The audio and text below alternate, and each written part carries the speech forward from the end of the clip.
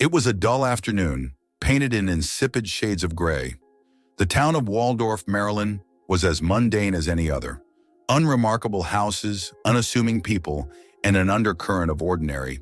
The kind of place where one expects to grow old without ever experiencing the quiver of uncertainty. Anthony Hollister, his hair peppered with gray, was a firm embodiment of Waldorf. But beneath his calm facade lingered the unspoken tremors of a past trauma, an earthquake that had irrevocably fractured his existence. Anthony, a detective of considerable repute, had found solace in his line of work. The predictability of facts, the simplicity of truths, the stark dichotomy of guilt and innocence, it all gave him a sense of order amid the chaotic memories of Earth's violent shuddering. Today, however, was an anomaly that disrupted his familiar routine. He was not at a crime scene, nor was he peering over a case file. He stood within the cold, austere confines of Waldorf's local mortuary. Before him, on a slab of cold marble, lay an artifact, a grotesque curiosity that seemed to drain the color from the room. It was a piece of work so ancient it felt like it didn't belong to this era, this planet. Its form was enigmatic, a combination of hard-edged geometries that hummed an eldritch song, whispering of civilizations and cosmos untouched by human consciousness. His fingers traced over it, feeling the chill of unknown epochs. "Strange thing to find in a grave, isn't it, Anthony?" said the mortician, breaking the eerie silence. He was a man of considerable girth, his eyes perpetually hidden behind round spectacles. Anthony didn't respond immediately. He was studying the artifact, his gaze locked into its inscrutable design. Finally, he spoke. "I've seen strange, Harold. But this is alien." "Alien?" Harold chuckled, his belly jiggling at the jest. "You've been reading too much science fiction." The detective offered him a tired smile. "You might be right, but there's something off here." Their conversation was interrupted by the shrill ringing of Anthony's phone. "Hollister," he answered. An urgent voice echoed from the other end. Reports of a strange underground find had the town in whispers. His brow furrowed. The day seemed to be growing stranger by the minute. "You'll have to excuse me, Harold," he said, his gaze returning to the cryptic artifact. As he left the mortuary, the gray afternoon seemed to darken. The mundane appeared less so. The town of Waldorf was no longer what it seemed, and he was at the precipice of an abyss far stranger than he could fathom. A labyrinth of secrets was calling him. Unfathomable depths awaited his exploration. Little did he know, his journey into the mysteries of an ancient civilization was about to begin.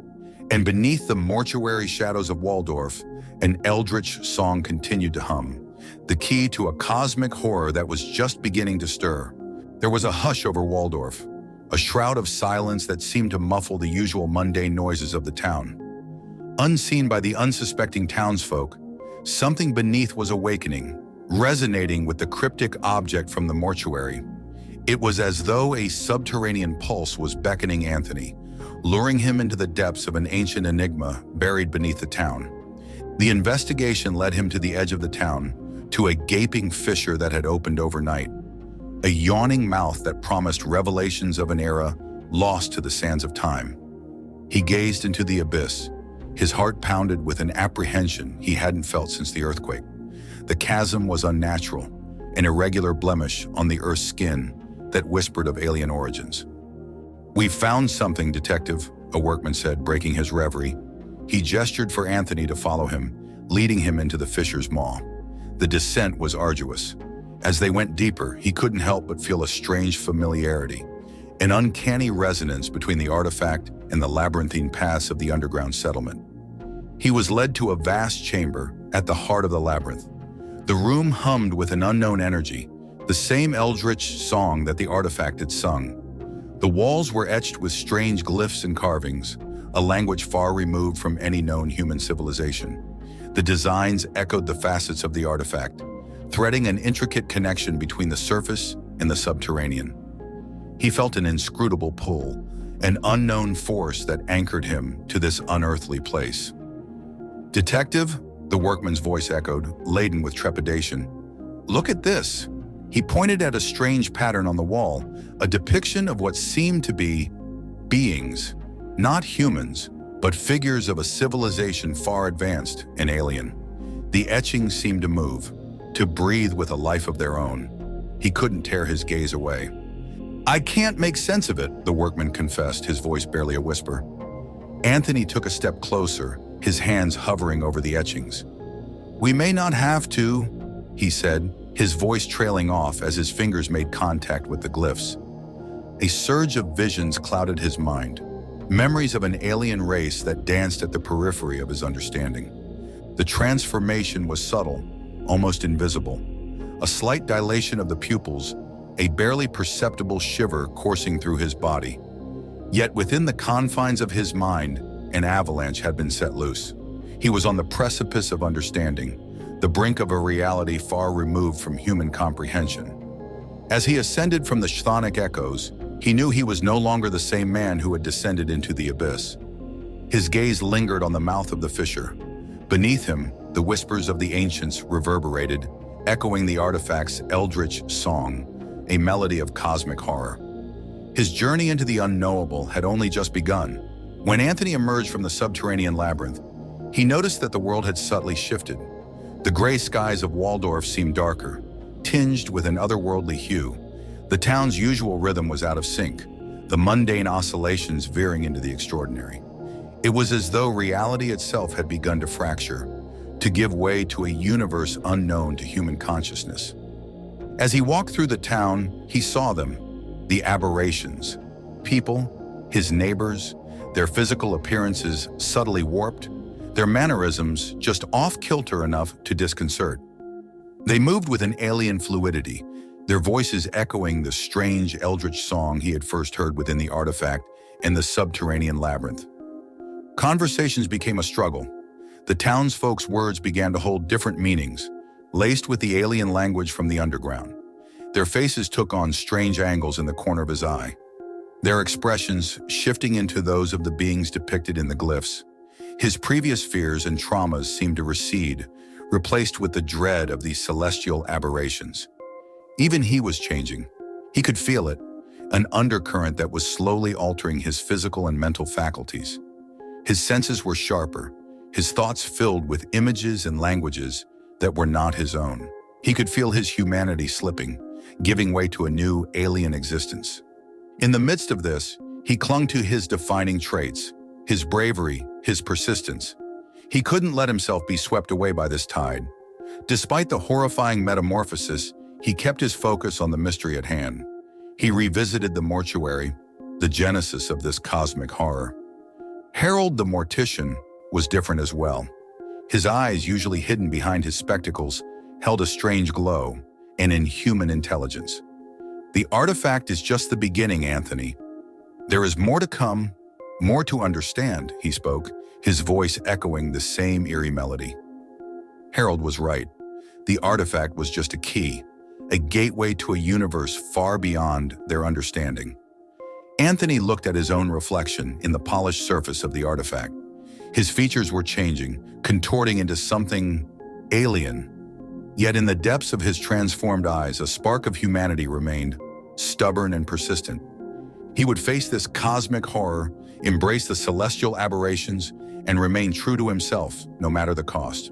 Beneath the spectral skies of Waldorf, the final act of Anthony's transformation began. His body was a fluid canvas, his mind a conduit for cosmic secrets. He was no longer just a detective. He was a bridge between two realities, a crucial player in a cosmic dance that was eons in the making. As the celestial aberrations grew more intense, Waldorf teetered on the brink of a new dawn, a dawn where human cognition was to be replaced with alien intelligence. The people, including Anthony, were on the precipice of a reality beyond their comprehension, their bodies and minds attuned to the eldritch melody that had initiated their transformation. He moved through the altered town with newfound abilities. He communicated without words, experienced time in fractals, and saw the world in a spectrum of colors beyond human comprehension. His fear, once a shackle, had transformed into a profound understanding of the cosmic horror that held Waldorf in its grip. He met Harold for one last time, The mortician had also embraced his transformation, his human shell giving way to a form that was fluid and alien. You have ascended, Anthony. You are not just a part of this, you are this. The artifact, the labyrinth, the transformation. It is all within you now, he said, his voice a symphony of cosmic harmonies. The realization hit him hard. He was not just a victim of this transformation, he was an instrument of it.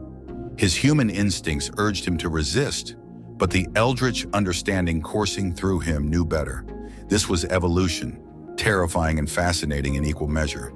It was time to let go. Using his newfound abilities, he made his escape. He transcended the confines of the physical world, his essence flowing into the celestial expanse. He was no longer Anthony Hollister, the detective.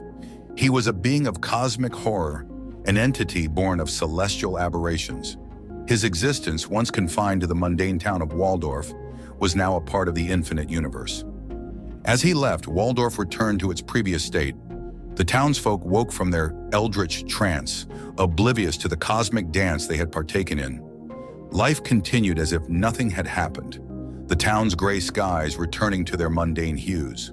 The only remnant of the celestial aberration was the lingering memory of the transformation.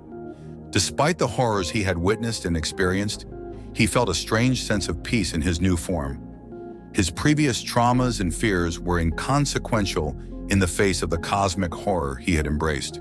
His existence, once bound by human cognition, had evolved into a realm of understanding far beyond human comprehension.